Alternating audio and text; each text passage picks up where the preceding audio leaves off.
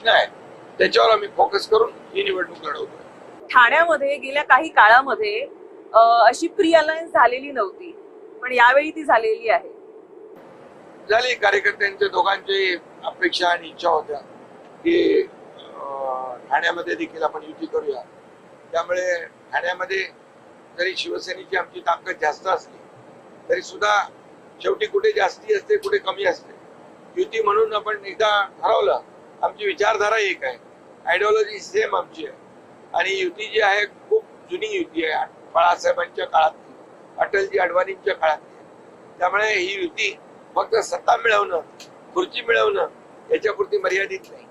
तर लोकांना काय द्यायचं आपल्याला? लोकांना चांगल्या सोयी सुविधा मिळाल्या पाहिजे आणि त्या भागाचा विकास झाला पाहिजे, हा अजेंडा आमचा आहे. बरं, मुंबईमध्ये भाजप अधिक जागांवर लढतंय, त्यामुळे उद्या जर मुंबईचा महापौर करायचा झाला तर तो त्याच्या जागा अधिक त्याचा होईल असं वाटतं की काय? नेमकं कोणाचं? असं काही ठरलेलं नाही. आता निवडणुका लढवायच्या आणि जिंकायच्या.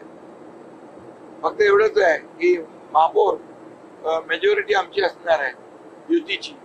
त्यामुळे महापौर महायुतीचाच होईल आणि महापौर मराठीच होईल. पण मुळात महापौर हा अमराठी होईल, हा कुठेतरी मराठी माणसाचा अपमान नाही वाटत का? हा मुद्दाच कसा बाहेर येऊ शकतो? मुंबईमध्ये अमराठी महापौर हा सहन कसा केला जाऊ शकतो? तो मुद्दा कोण आणतोय?